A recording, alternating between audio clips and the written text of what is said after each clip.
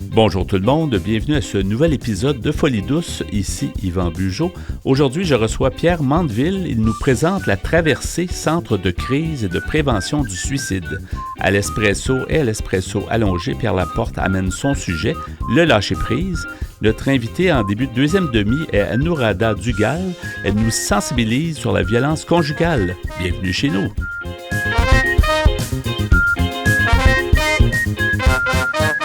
Vous êtes branchés sur Folie douce. Soyez au courant des multiples thèmes de la santé émotionnelle. C'est avec plaisir que j'accueille mon invité, Pierre Mandeville. Bonjour Pierre. Salut Yvan. On se connaît depuis des décennies. Dans une ancienne vie. Ça ne rajeunit pas. Les cours de communication. Ben oui, exactement. Alors, je suis heureux de t'accueillir pour la première fois à l'émission. Oui, c'est chouette de se retrouver, oui. Oui, et puis tu es intervenant en fait à l'organisme la Traversée Centre de crise et de prévention du suicide qui est à Sorel-Tracy. Exactement, oui. Peux-tu nous... on va parler évidemment de l'organisme et de suicide et de toutes les problématiques que tu peux rencontrer comme intervenant et que les autres intervenants rencontrent aussi. Mais peux-tu nous parler comme un peu de ton cheminement? Pourquoi tu es devenu intervenant au niveau de... J'ai un profil de carrière assez compliqué dans le sens où j'ai fait vraiment beaucoup de choses, mais j'ai travaillé entre autres en psychiatrie à Montréal, dans un département, en milieu hospitalier. J'ai toujours fait du bénévolat également, puis c'est une cause qui me tient à cœur. Moi, je fais ça à temps partiel. Je suis retraité, alors je fais environ 8 heures semaine. Je suis intervenant plus pour le lien entre le département de psychiatrie de l'hôpital et chez nous. Pour des lits d'hébergement transitoires. Mais je remplace à l'occasion sur la ligne téléphonique. C'est un service 24/7, comme la majorité des centres de prévention du suicide. Il faut être dédié, il faut vouloir faire ça, il faut le faire pour les bonnes raisons. J'imagine que toi, ton background fait en sorte que tu veux aider. Là. Oui, mais on a quand même des formations en continu tout le temps, parce que ça prend une formation tout de même là, pour comment aborder certaines personnes en crise. Entre autres, la toxicomanie maintenant qui fait partie du quotidien, alors qui modifie un peu le pattern d'intervention avec les gens. Mais c'est très intéressant, si on peut dire ça comme ça. Mais, tu es originaire de Sorel. Oui. Est-ce que tu trouves que le milieu social a beaucoup évolué à travers les années, là? Disons les pertes d'emploi massives qu'il y a eu durant certaines années, si je ne m'abuse, je pense que c'était les premières années où ça a été fondé, qui était le Centre de prévention du suicide, tout simplement. Okay. Et puis ça s'appelait, je pense, à l'écoute bonsoir ou quelque chose comme ça. Maintenant, on parle d'une quarantaine d'employés sur du 24/7. Mais pour revenir à ta question, est-ce que ça a changé? On a plus d'appels au niveau statistique qu'avant. Est-ce que c'est parce qu'il y a plus de suicides ou de... Moi, je pense qu'on est plus connus aussi à travers le Québec aussi, parce qu'on n'est pas les seuls. Nous, on est détenteurs de la ligne 1866 appel, ainsi que suicide.ca. On pourrait y revenir tantôt. Mais je pense qu'on est plus connus. Les gens ont plus le réflexe d'appeler, mais pas encore assez. C'est une bonne nouvelle, d'une certaine façon, parce qu'on veut désamorcer les crises. Puis quand les gens appellent, c'est parce qu'ils cherchent de l'aide. Puis s'ils trouvent de l'aide, c'est bon signe. Le suicide, Yvan, c'est une solution permanente à un problème temporaire. Je vulgarise un peu, c'est au moment d'une crise, si la personne a le réflexe d'en parler, d'appeler, puis toutes les publicités vont dans ce sens-là, on a des bonnes chances de faire baisser la crise, en grande majorité. Mais la santé mentale étant c'est quelque chose, de par ton émission, c'est les gens ne veulent pas en parler, c'est encore tabou. Oui, encore aujourd'hui, malheureusement. Oui, c'est vrai. On a des groupes, entre autres, endeuillés par suicide. C'est pas le même deuil, pas du tout. On a des groupes régulièrement. On peut rencontrer les gens également qui sont pas confortables, soit au téléphone, on peut les rencontrer en personne. Oui, parce que les gens souvent se disent, est-ce que j'aurais pu faire quelque chose pour empêcher l'approche de se suicider? Tu sais, c'est un peu le but, c'est pas d'avoir des gens spécialistes partout.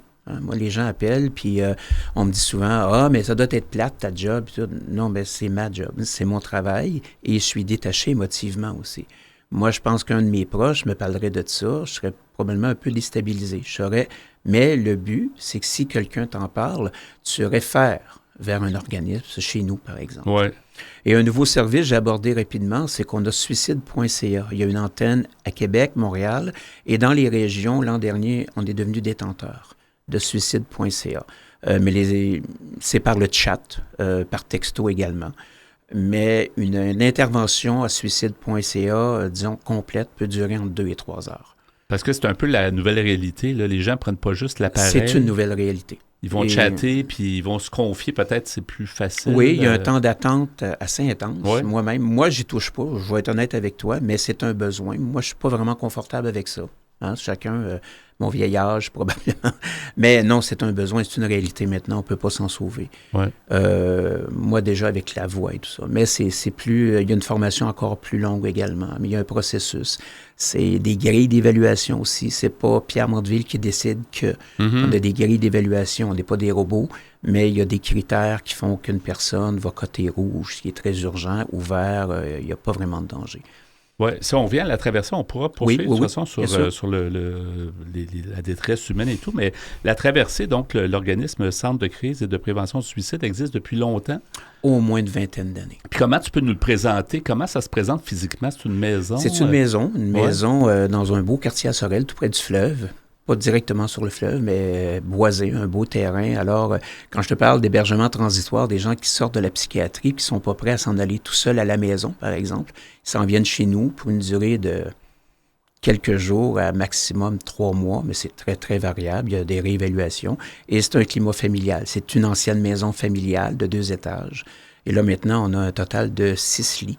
On va agrandir, d'ailleurs. On a été les récipiendaires du Rona, la rénovation Rona. Alors, vous allez avoir les moyens de pouvoir... 300 000 okay. On devrait débuter ça dans les prochains mois pour agrandir. On est un peu à l'étroit. Là. Les bureaux d'intervention, on est un petit peu à l'étroit. Là. Donc, il y a plus que la ligne d'écoute, que le chat. Il y a vraiment de l'aide, même, tu sais, de l'aide physique. Tu parles des lits, oui. Puis ça prend... c'est quand même... Ça aide, c'est certain. Là. Il y a des gens qui en ont besoin. Oui, puis c'est un climat, je le répète, familial. Alors, les gens qui arrivent chez nous, le milieu hospitalier est là pour une première ligne. Hein? On va le définir comme ça. En crise, les gens ont besoin d'un encadrement plus strict. Mais entre l'hôpital et la maison, c'est 2. Mais chez nous, c'est une maison familiale. Ils ont leur chambre, mais ils contribuent aux travaux, dans le sens de faire la cuisine en équipe, tout le monde. Alors, tout le monde mange ensemble. Une belle dynamique, très, très belle dynamique. Et ils sont en sécurité. Si quelqu'un a besoin d'accompagnement pour des démarches juridiques ou trouver un autre appartement ou des choses comme ça, on est là également. On les rencontre à tous les jours. C'est intéressant. Si on venait aux problématiques, dans le fond, tu interviens, tout ça. Qu'est-ce que tu trouves peut-être le plus gratifiant dans ce que tu fais? Parce que si tu continues, c'est parce qu'il y a quelque chose qui te... Bien, quand on a quelqu'un... OK, je vais parler au niveau personnel. Ouais. Quand une personne est en crise, ça va vraiment pas bien. Et on réussit à désamorcer la crise. Et la personne est beaucoup plus calme. Et d'ailleurs, on fait le reflet à la personne. Quand tu me parlais il y a une demi-heure, tu hurlais dans le téléphone. Et là, tu es capable de me parler comme on se parle présentement. Quand tu fais le reflet avec la personne, ben oui, tu sais, faut que tu laisses le temps à la personne. C'est des techniques, faut dire, d'exprimer les émotions, ventiler. Et à un moment donné, on tombe dans des choses...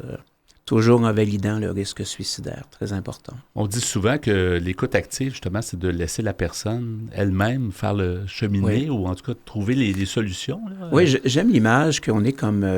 on envoie l'éclairage, certaines choses, à la personne, pour la faire comme développer sur une problématique ou quelque chose. Mais ça prend du temps, il ne faut pas que tu te lances tout de suite là-dessus. Tu laisses l'émotion passer le plus temps.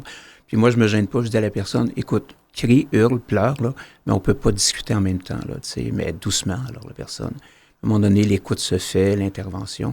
Et quand ça réussit, c'est bien le fun. C'est bien gratifiant. Est-ce que ça t'arrive de passer, te détacher, parce que c'est prenant aussi, les gens qui ne l'ont pas fait, ce genre de service-là, est-ce que peut-être qu'ils ont peur justement d'être affectés là, dans leur vie? J'emmène pas les problèmes à la maison. C'est la question.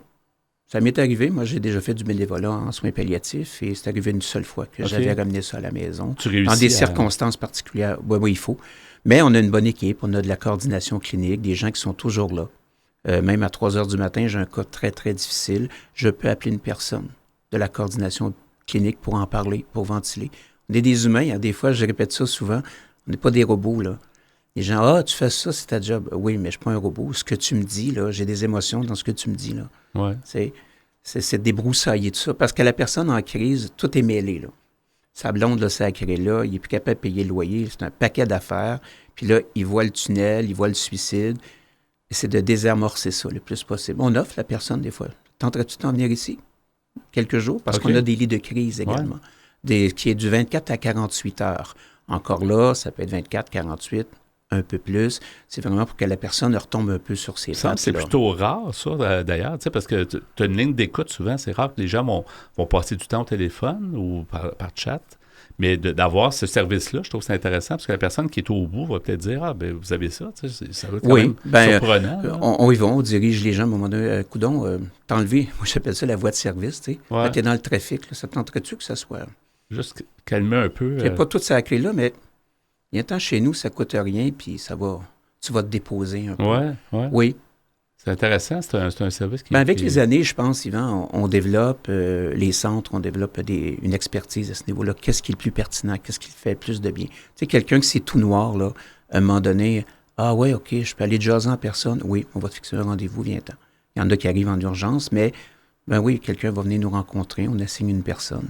Parce qu'on a toujours l'impression que c'est anonyme, tu sais, puis que autant les intervenants que les personnes ne veulent pas nécessairement dévoiler. C'est confidentiel, mais c'est pas anonyme. C'est pas anonyme, c'est ça? Non, parce que, puis la raison que je donne très rapidement, c'est que si la personne m'appelle, puis elle ne veut pas me donner son nom, ça arrive, mais plutôt rarement, parce que je me dis, ça va pas bien la nuit prochaine, moi je suis pas là 24 heures sur 24, ça te tentera peut-être pas de tout répéter ton histoire, tu sais. Ouais. Mais on a un code d'éthique, c'est hermétique, là, c'est la confidentialité. Mais non, ce n'est pas anonyme. Ou s'il arrive quelque chose, bon, moi, tu as peut-être le contact pour avertir des effectivement, les urgences. Je te dirais, c'est la première chose. Mais en général, non, il n'y a pas peut-être rencontré 2 personnes, moi, jusqu'à maintenant, qui n'ont pas voulu rien donner. Okay. Parce que quand tu développes une conversation, à un moment donné, mais tu rassures la personne comme quoi c'est confidentiel, mais ce n'est pas anonyme. Oui, Pierre, il nous reste une couple de minutes, mais une large question, je pose souvent aux invités, mais d'après toi, qu'est-ce qu'il y aurait à faire pour améliorer... On parlait tantôt du tabou, de la santé mentale. En théorie, tout est beau, mais dès que les gens, des fois, on voit ça dans leur milieu, dans leur entourage, font un pas derrière, qu'est-ce qu'il y aurait à faire pour améliorer tout ça? Mais je pense que tu abordes souvent la question dans ton émission, Yvan, c'est le tabou. Et c'est encore comme ça. Hein. Moi, je prends toujours l'exemple rapidement. Tu te casses une jambe en sortant, là. Tu ne te poseras pas la question. Hein. Tu vas aller directement à l'hôpital. À l'époque, tu te faisais faire un plâtre, puis c'était même drôle. On écrivait dessus. La santé mentale, la grande majorité... Ah, ça va passer, là. Non, c'est un down, j'ai le blues, puis... Mais si on prenait autant soin de notre santé mentale que santé physique, je pense que ce serait très, donc, très en parler plus, énormément. Essayer de démystifier plus. Puis les numéros sont connus maintenant. Là. Quelqu'un n'a pas à être tout seul avec ça. Oui. Il nous reste environ quelques secondes. En fait, j'aimerais ça qu'on mentionne quand même les coordonnées. Si les gens veulent savoir plus, j'imagine que votre service est plus pour la région Sorel-Tracy. Oui, le site Internet, c'est la région Sorel-Tracy, mais c'est la ligne 1-866-APPEL ou suicide.ca.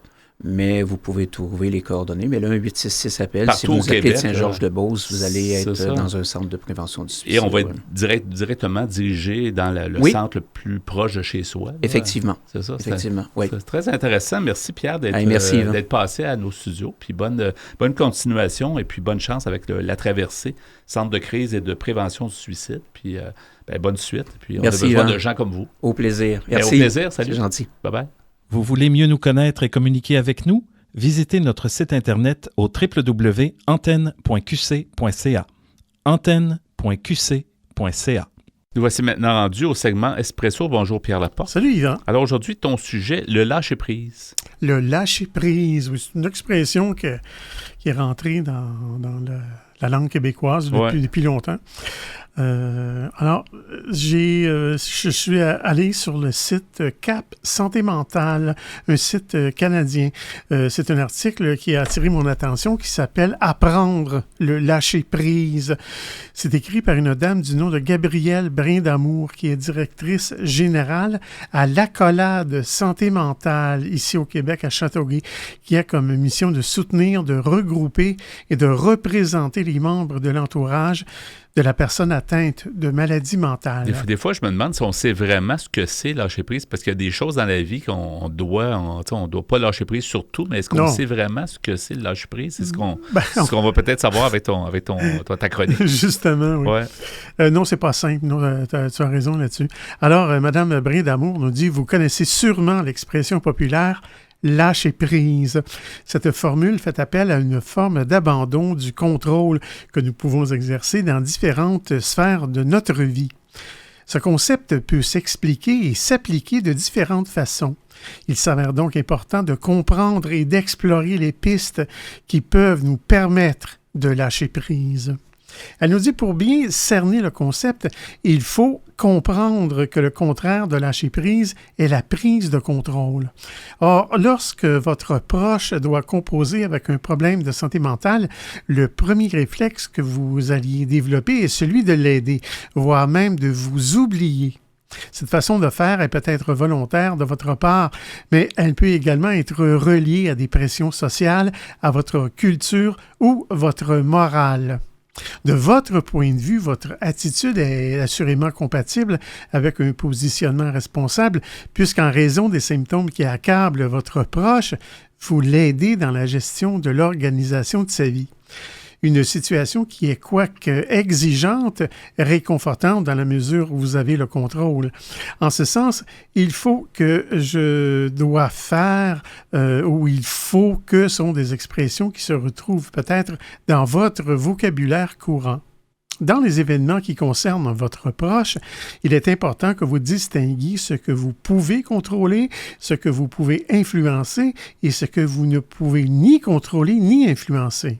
Cette première démarche est favorable pour vous aider à lâcher prise et ainsi éviter de vous épuiser. Par ailleurs, penser de façon continue, voire même obsessionnelle à un problème est la plupart du temps inefficace et ne le règle surtout pas. Cependant, si vous vous en détachez, vous verrez émerger des solutions que vous n'aviez peut-être pas imaginées auparavant. Madame Brindamour nous dit « Voici quelques pistes qui vous permettront d'entamer votre réflexion, cette dernière pouvant se faire à l'aide d'une personne de confiance. Pour vous situer parmi les suggestions qui vous sont présentées, pensez à toutes les fois où vous avez répété les mêmes interventions auprès de votre proche qui n'ont pas donné les résultats escomptés, créant chez vous à chaque fois la même déception. » Alors, Madame Gabrielle Brindamour nous dit premièrement, prenez conscience de vos émotions face à ce qui vous arrive. Deuxièmement, prenez conscience de l'inefficacité du contrôle sur ce que vous ne pouvez pas changer ni influencer. Troisièmement, devenez conscient de toute la perte d'énergie et de bien-être que représente votre acharnement. Quatrièmement, acceptez d'abandonner l'idée de ce à quoi vous teniez. Et cinquièmement, acceptez de vous pardonner. Lâcher prise implique qu'il faudra peut-être que vous changiez en acceptant vos limites et en conservant vos valeurs. Il s'agit d'un concept où vous devrez accepter de renoncer à un certain contrôle sur l'autre et non pas de renoncer à vos buts et objectifs. N'oubliez jamais que lâcher prise est compatible avec l'action, mais il impliquera parfois une action différente et adaptée. Pour illustrer le concept, imaginez une mouche prisonnière de votre maison. En voyant la lumière de la fenêtre, elle fonce vers la liberté mais se frappe sur la vitre. Malgré le fait qu'elle répétera cette stratégie pendant des heures, même si ce moyen est totalement inefficace, elle finira par s'épuiser, allant jusqu'à mourir. Ne faites donc pas comme cette mouche, ouvrez la voie à des actions différentes qui vous permettront de vous libérer de l'emprise dont vous faites l'objet. Comme la majorité des accompagnateurs, Mme Brindamour nous dit que vous devez faire face à plusieurs défis et responsabilités qui font en sorte que vous oubliez de prendre soin de vous. Votre désir de voir la condition de votre proche s'améliorer fait en sorte que votre générosité peut vous jouer de vilains tours. Vous le savez sans doute, l'oubli de soi et l'implication auprès de votre proche ont leurs limites et surtout leurs conséquences. Alors, permettez-vous de considérer votre souffrance et, même si c'est difficile à appliquer, accordez-vous le droit de prendre soin de vous. Il est peut-être temps, nous dit Mme Brindamour, pour vous de reconnaître et de mettre vos limites en disant « stop ». Les accompagnateurs qui soutiennent leurs proches peuvent facilement se faire des scénarios en imaginant le pire. Les « si » peuvent vous conduire à l'angoisse et à un très haut niveau d'inquiétude. Or, il existe des moyens pour prendre soin de vous en établissant vos limites et en apaisant votre anxiété. Pour y arriver, il est probable que vous ayez besoin d'aide. Dites-vous que c'est normal. Voici maintenant quelques pistes qui vous permettront de vous sentir mieux. Il y en a 8 au total. Premièrement, identifiez clairement vos besoins et classez-les par ordre d'importance pour vous. Deuxièmement, dites clairement vos attentes en vous assurant que votre proche a bien compris. Troisièmement, écoutez les réactions de votre proche et par la suite, faites entendre votre opinion. Quatrièmement, pour détendre l'atmosphère, mettez un peu d'humour dans vos échanges. Mais je vais m'arrêter ici, Yvan. Et on va poursuivre la liste un peu plus tard à l'Espresso allongé sur le même sujet. Merci Pierre.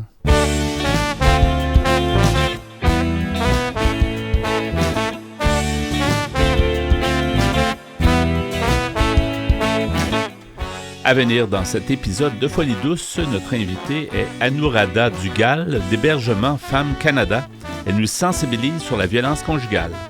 À l'Espresso allongé, Pierre Laporte poursuit avec son sujet, le lâcher-prise. Vous voulez échanger avec nous, vous désirez participer à nos productions? Notre site web est antenne.qc.ca.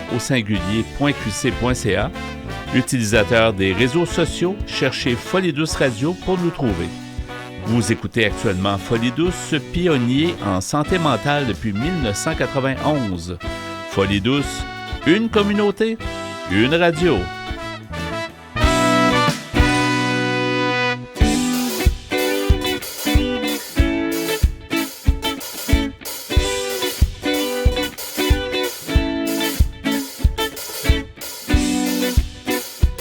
De retour au micro à Folie douce, qui se donne le mandat d'aller plus loin en révélant le vrai visage de la santé mentale. J'accueille maintenant mon invité, Anuradha Dugal. Bonjour Anuradha et bienvenue à l'émission. Bonjour Yvan. Bonjour, tu es directrice générale d'Hébergement Femmes Canada, un organisme qu'on va apprendre à connaître, mais on va aussi apprendre à connaître un peu la sensibilisation qu'il y a au niveau de la violence conjugale. Il y a une campagne nationale de sensibilisation qui a été faite en début 2026. Mais d'abord, parlons d'Hébergement Femmes Canada. Comment on peut décrire l'organisation? Mais c'est une organisation qui regroupe les associations provinciales et territoriales des maisons d'hébergement. Alors, nous sommes comme un organisme parapluie qui soutient les maisons d'hébergement pour les femmes victimes de violences conjugales, de violences entre partenaires intimes. Donc, il y en a à peu près 600 au Canada, à travers le pays. Et ce sont des places, des lieux où les femmes et leurs enfants qui fuient la violence peuvent vraiment trouver la sécurité. Nous avons également un site web.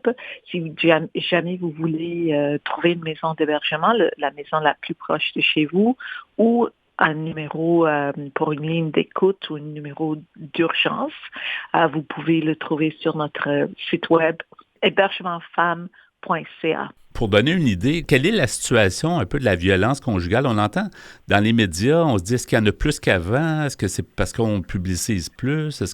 Comment vous pourriez décrire la situation actuelle au niveau de ce problématique-là? C'est absolument vrai que nous vivons présentement au Canada et au Québec. On vit une situation assez grave avec des augmentations dans les taux de violence. Habituellement, nous parlons du fait que les féminicides sont en train d'accroître au pays. Au pays comme dans toutes les provinces et tous les territoires. On avait dit il y a 5 ans ou il y a 10 ans qu'il y avait une féminicide par semaine. Mais là, on voit que c'est beaucoup plus souvent. Maintenant, on dit c'est une féminicide aux 3 jours, aux 5 jours. Alors, ça c'est une chose qui est beaucoup plus grave qu'avant. Et le taux de violence, ça dépend, parce que ça dépend comment on la compte. Mais dans la vie, nous disons que une femme sur 3 va vivre une situation de violence avec un partenaire intime dans sa vie. Alors, ça c'est aussi très complexe comme question, mais les situations sont aussi très graves présentement. Oui, effectivement. Déjà, un féminicide, c'est extrême, mais comme vous dites, il y a beaucoup d'autres types de violences et c'est quand même beaucoup, un tiers des femmes qui vont un jour ou l'autre avoir à conjuguer avec une situation de violence conjugale. Donc, c'est beaucoup. Oui.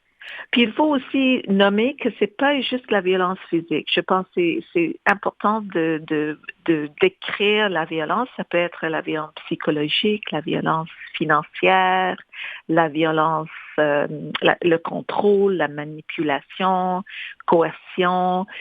Ça peut prendre beaucoup de formes et je sais que souvent quand on dit abus ou violence, les personnes pensent à des blessures physiques, mais il y a aussi beaucoup de blessures émotionnelles, psychologiques qui viennent peut-être avec des violences physiques, mais c'est également la réalité que cette violence qui touche les femmes, qui a un effet énorme sur leur vie, peut être aussi psychologique, émotionnel et autres. Oui.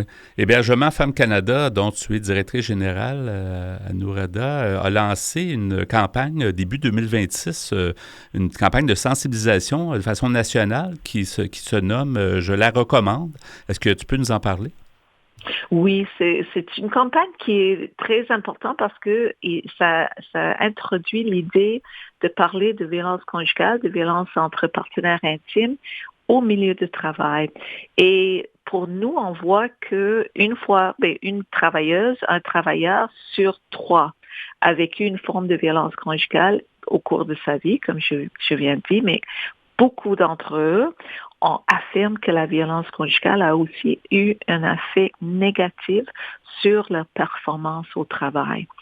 Alors, c'est pas vrai, on essaye le plus possible d'entrer au travail, faire notre part, d'être, une travailleuse ou une personne qui réussit dans la vie, mais c'est très difficile si on est subi à une situation de violence à la maison. C'est très difficile de ne pas amener ça avec nous au travail. Et les lieux de travail ont besoin de répondre à cette réalité parce que ça touche beaucoup des personnes dans la vie. Oui. Et comment les milieux de travail peuvent reconnaître, parce que vous dites, oui, il y a la violence physique, mais il y a d'autres sortes de violences. Est-ce que c'est quand même pas facile à déceler chez une personne? Est-ce qu'il y a des signes qu'on peut, chez les employeurs, qui peuvent peut-être faire attention pour surveiller mieux peut-être leurs employés féminines? Oui, souvent les signes, oui, c'est vrai que sont difficiles à déceler. Si c'est physique, ça pourrait être quelqu'un qui porte des manches longues pendant l'été ou qui essaie de pas trop, peut-être même des personnes si on est dans une situation hybride et il y a beaucoup de réunions virtuelles. Une personne qui arrête de partir son caméra, qui n'apparaît pas comme avec son vidéo, mais également toutes sortes de changements de comportement qui ne sont pas habituels.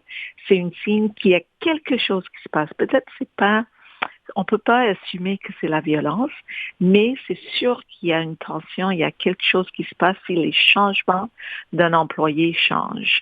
Alors, s'il y a des difficultés de concentration, de la distraction, peut-être la personne reçoit beaucoup de textos et toujours sur son téléphone, ou peut-être c'est une personne qui est absente plus que d'habitude, ou qui arrive tard, ou un jour arrive, peut-être c'est un emploi où il faut porter une uniforme ou quelque chose de très spécifique, mais la personne n'a pas ses outils ou son uniforme pour le travail. Tout ça peut être des signes parce que la personne qui l'abuse peut utiliser son travail et les menaces de le forcer à perdre son travail comme une autre forme de contrôle. Oui, comment les employeurs, le milieu de travail peut intervenir auprès de la personne si on a l'impression qu'il se passe quelque chose de pas correct? C'est un peu délicat parce que c'est un peu la vie privée. On se dit peut-être la personne ne voudra pas nous parler de sa situation. Est-ce que c'est vraiment ça? Quelle serait la meilleure approche pour les gens en milieu de travail? Mais premièrement, il faut avoir une attitude d'entrer dans les conversations avec beaucoup d'empathie, beaucoup de compassion, sans jugement, mais et sans jugement, sans savoir, ah oui, je sais que c'est ci ou que c'est ça.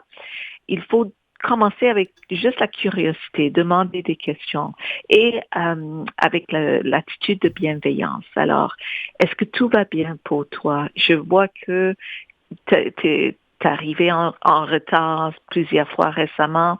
C'est pas ton genre. Est-ce qu'il y a quelque chose qui se passe pas? Je sais que tu vis cette situation, ou je sais que tu es en difficulté, ou je sais qu'il faut qu'on t'offre quelque chose, mais plutôt, est-ce que tout va bien? Et à partir de là, la personne peut comme ça peut-être décider de dévoiler quelque chose, mais la personne peut également dire non, tout va bien. Ça va pour moi, je vais essayer d'arriver plus tôt le matin ou quoi que ce soit.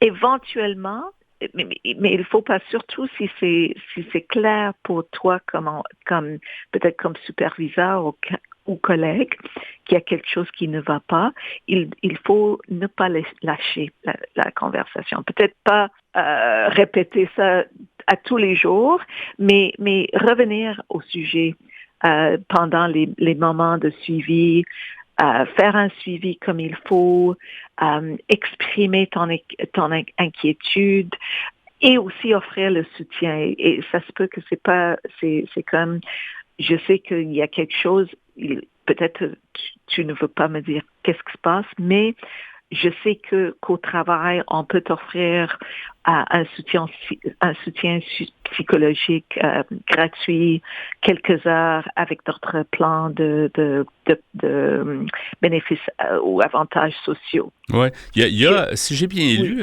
il y a une responsabilité aussi légale là, au niveau des employeurs. Est-ce que c'est bien le cas? Il y a une réponse. Premièrement, si la personne demande des soutiens, oui. Au Québec et dans les autres provinces, je pense maintenant toutes les provinces ont des congés qui sont dédiés ou qui sont réservés pour les victimes de violences conjugales. Au Québec, c'est 5 jours payés et tous les employeurs doivent offrir ça.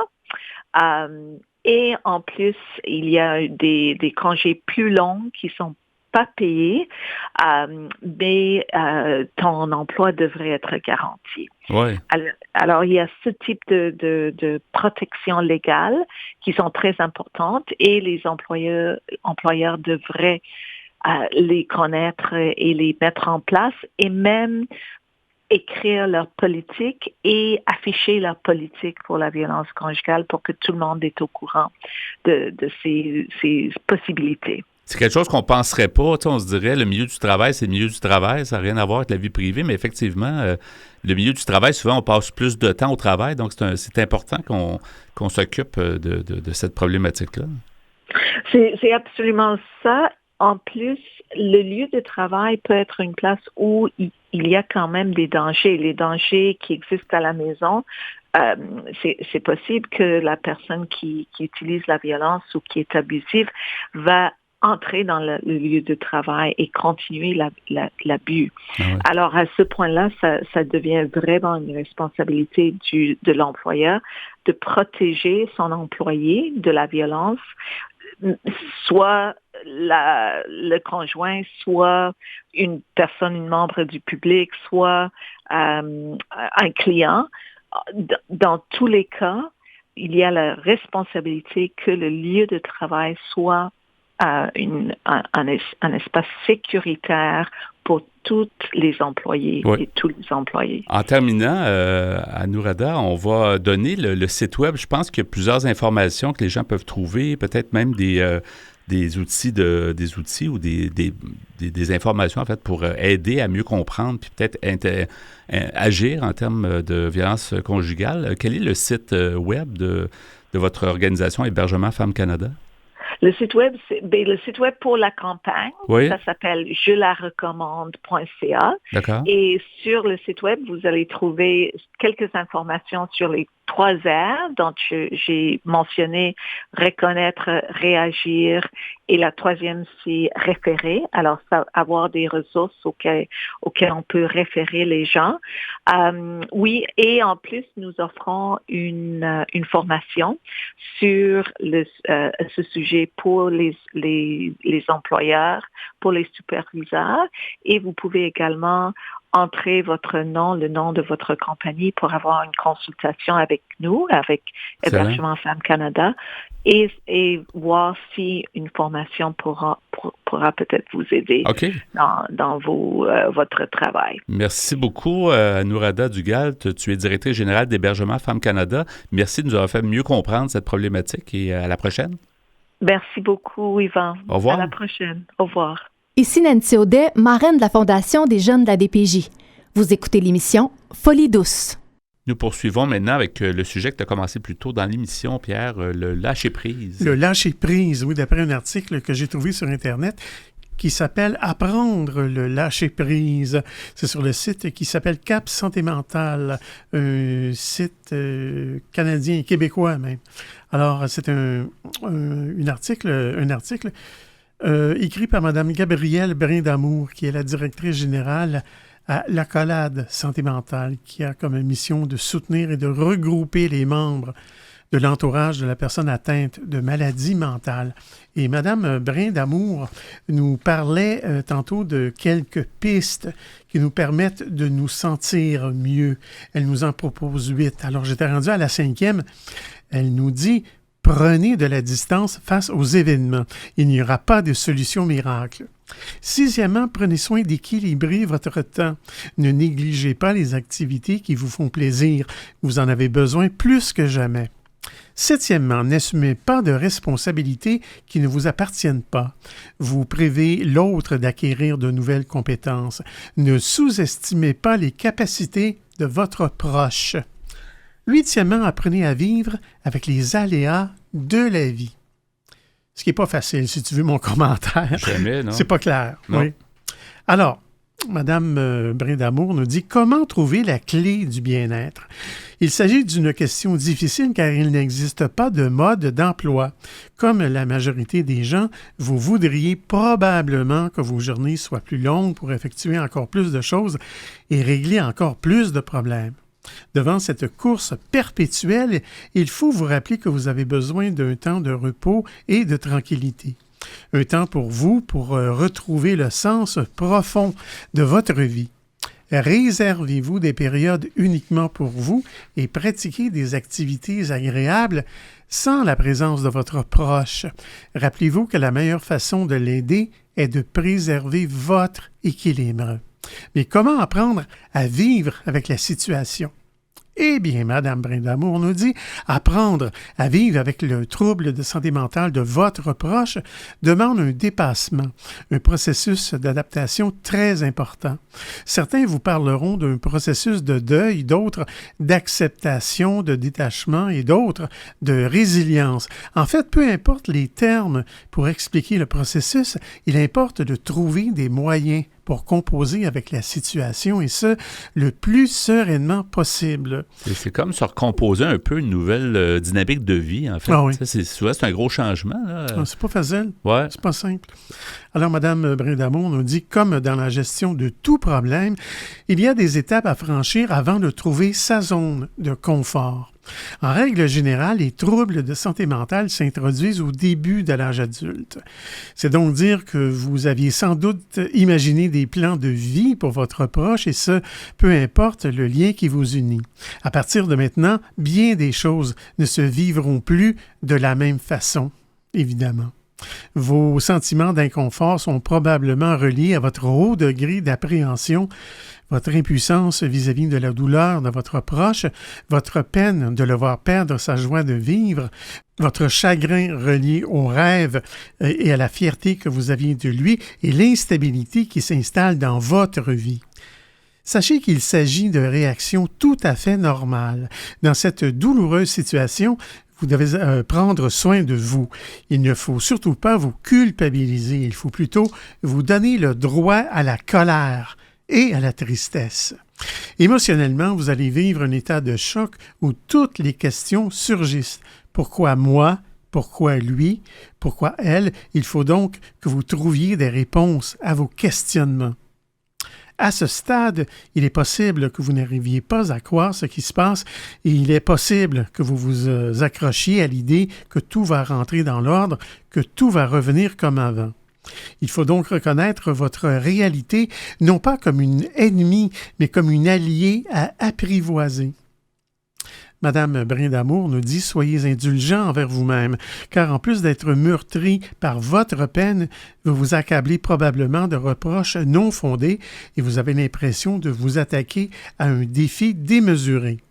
Votre souffrance ne se mesure pas, elle ne se compare pas. Il faut donc éviter de mesurer votre démarche à celle d'un autre. Il vaut mieux vous entourer de gens qui vont vous accueillir sans vous juger. Je dois m'arrêter ici, Yvan, mais je veux vous parler de l'accolade santé mentale. Au téléphone, c'est le 450-699-7059. C'est à Châteauguay. Oui, merci pour cette chronique. Donc, les 2 segments espresso et espresso allongé, le lâcher-prise. Merci, Pierre, pour ça. C'est encore meilleur la 2e fois. Écoutez-nous en reprise sur YouTube en cherchant Folie Douce Radio. Alors, quelques secondes, on va terminer cet épisode de Folie Douce. Merci beaucoup, Pierre Laporte, pour ton travail en régie, comme à chaque semaine. Bienvenue, mon cher. Merci aussi pour ton sujet que tu nous as emmené, le lâcher-prise. Oui. C'était intéressant et puis c'est important.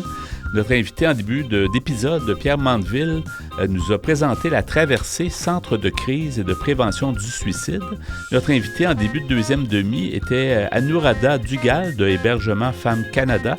Elle nous a sensibilisés sur la violence conjugale. C'était donc Folie Douce cette semaine. C'est Yvan Bugeaud à l'animation. Bonne semaine à tous et à la prochaine. Au revoir.